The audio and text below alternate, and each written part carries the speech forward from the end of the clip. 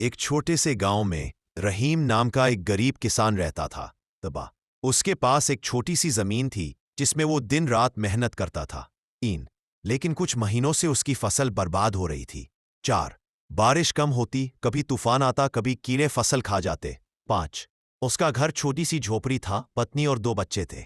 6 रहीम अपनी मेहनत के बावजूद मुश्किल से रोटी कमा पाता था। एक दिन दोपहर को वो खेतों में काम कर रहा था।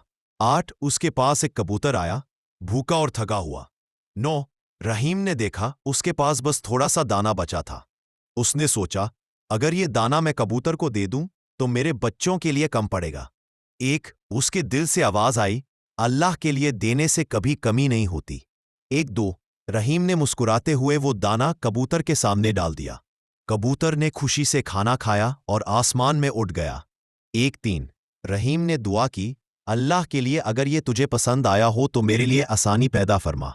कुछ दिन मैं फिर से तूफान आया। 6 फसल दोबारा तबाह हो गई। 7 अब तो रहीम के पास कुछ भी नहीं बचा था। एक दाना तक नहीं था। अब तो रहीम के पास कुछ भी नहीं बचा था। 5 पत्नी ने रोना शुरू कर दिया। बच्चे भूख से रोते रहे। बाद में भूख से रोते रहीम ने अपनी मस्जिद गया। अपनी मस्जिद के बाद अल्लाह से दुआ की। फसल दोबारा तबाह हो गई।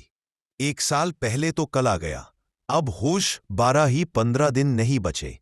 असादी के बाद अल्लाह बोलने के लिए एक दुआ की, अल्लाह बोले तू सब देख रहा है, तू मेरे लिए रास्ता खोल दे।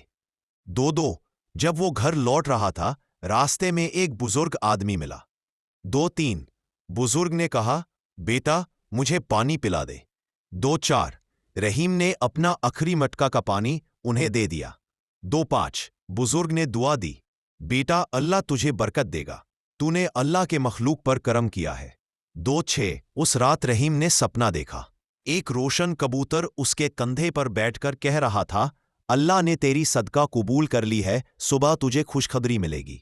7 जब रहीम खेतों में गया, उसने देखा जमीन से पानी निकल रहा, किसी ने नहर बना दी हो।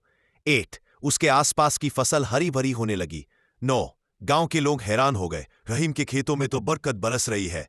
3 धीरे धीरे रहीम के पास इतनी फसल हुई कि वो गांव के सब लोगों की मदद करने लगा। 8 उसने गरीबों को अनाज दिया और सबको याद दिलाया, मैंने तो सिर्फ अल्लाह के लिए एक कबूतर को खिलाया था। 3 साल बाद गांव के लोग हैरान हो गए, रहीम के खेतों में तो बरकत बरस रही है। रहीम ने अपनी जिंदगी का सबक दिया, सदका छोटा या बड़ा नहीं होता, नियत बड़ी होती है। 3 साल बाद उसके घर में बरकत ही बरकत आने लगी और वो गांव का सबसे प्यारा इंसान बन गया।